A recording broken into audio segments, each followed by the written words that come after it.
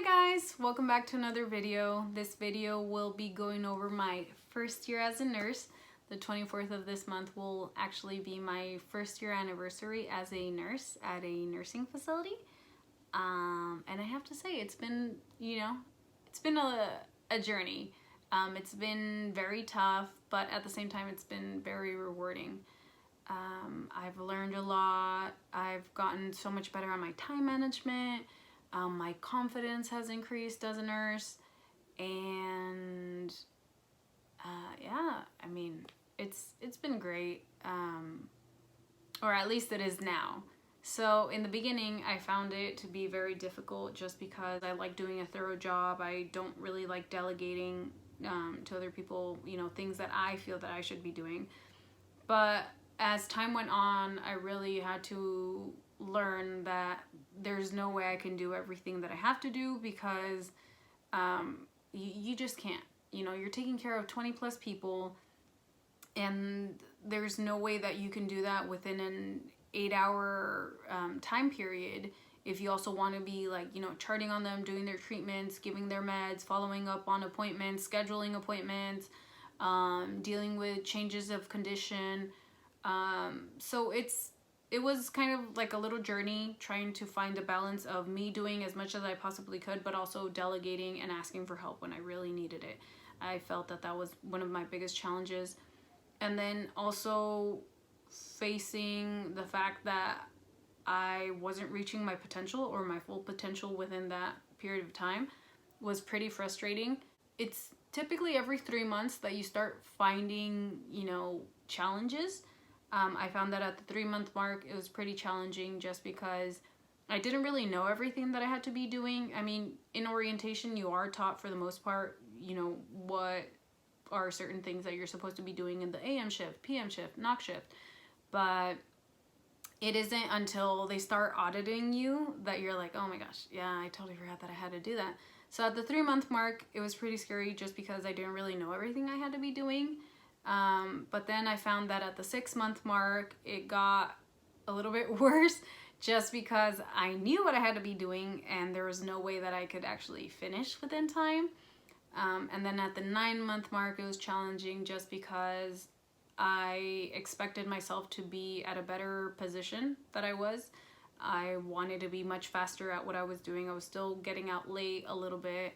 And it was just frustrating knowing that I'm working hard every single day. I'm trying to be fast at what I'm doing, passing out my medication, but also being very cautious of what I'm doing, not just doing a sloppy job. But then I found that now at the 1-year mark, it's been much better because I have all that experience that I've, gained within that 1 year. And I know things that require my attention and things that don't necessarily need my attention, things that could be put off for later, that can be endorsed to an oncoming shift, or things that you can just kind of try and treat yourself, So it's been challenging, but I've learned a lot. My time management now has gotten better. My confidence has increased, and my skills have improved as well, just from, repeatedly doing things over and over again. And with skills being said, I do have an update. I'm our facility's treatment nurse. So for the past 2 months, I have been changed from being a nurse on the floor to actually being a treatment nurse full-time. I still do from time to time get sent back to the floor, but I find that it's so much easier just because I don't have that pressure of feeling that, the whole station is relying on me to follow up on this, and just anything that requires, somebody that's there all the time to do. I don't have to do it anymore. I can definitely help out, but it's not the same knowing that you're there, 5 times a week, and that there's only 2 days that you're relieved of, and then whatever doesn't get done within that week or those 2 days, you have to follow it up, for the next week. And if you don't get it done, it does become quite stressful because it's not just, one thing that you have to follow up on. It's tons of things. But as a treatment nurse, it's been really fun. I really like it. I've been dealing with you know, anything as minor as a skin tear or an abrasion up to surgical sites, wound vacs. And wound vacs have been kind of challenging just because in nursing school I was, you know, kind of told about them, but I never really got the chance to do it. And the first time that I did it here, I had no idea what I was doing, but I was lucky that my assistant director was there and he guided me through the entire process and actually did it so I could watch. And then the following few times he was also there to kind of help out with whatever I was doing wrong.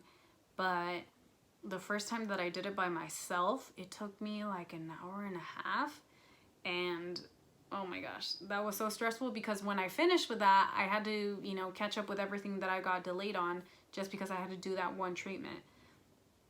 But now I'm to the point where I can do like 2 wound vacs and I can get them done within like 30-40 minutes. It still takes a long time, but I find it that because I'm doing treatments for 8 hours, you know, I can manage my time to the point where I can do a thorough job and a nice job, and, you know, not fall behind. I should mention, you know, what we're currently going through with the whole coronavirus. Our facility is no longer allowing visitors to come in. So for the past couple of weeks, you know, our residents haven't been seeing their family members, although we are allowing them to, you know, have FaceTime video chats or kind of see them through the window while they're outside. So, I mean, it's still pretty sad. And we actually had a resident who we thought had it. So we had to put them in isolation in a room by themselves. And when the results came back, you know, thankfully that person didn't have it. But it was pretty scary knowing that, you know, somebody could potentially have it and I'm coming home and possibly getting my family sick. So it's really scary. I think people have to be very aware of what they're doing when they go out. It's not just necessarily, you know, putting a mask on, putting some gloves on, and hand sanitizer. It's knowing how to properly dispose of them and how to get rid of them without cross-contamination. Because yes, you can be wearing a mask and gloves, but what's the point when, you know, you're paying and you have to reach in your pocket, get your wallet, take out your money, and then put it back in. So now everything that you had in your hands is now going onto your wallet. Or opening your car door, or using your steering wheel. You know, if you're not properly sanitizing yourself, you're getting everything infected. So I would strongly suggest people that don't know how to do that to look up videos of how to properly dispose of gloves and how to take off your mask. And I think that we really need to start sharing you know, proper hand hygiene, proper ways of disposing things and cleaning stuff, because a lot of people are out there thinking that they're safe when in reality they can just be causing more harm to themselves. So yeah. Any future plans that I have, I wrote down a couple of questions and stuff that I wanted to go over. So I put future plans. As of right now, I'm actually very happy with where I am. I love doing treatments, and I hope that in the future maybe I can get certified doing them. It's kind of a costly thing, but I think I really want to do it. Or I might just want to go into like dermatology and work at a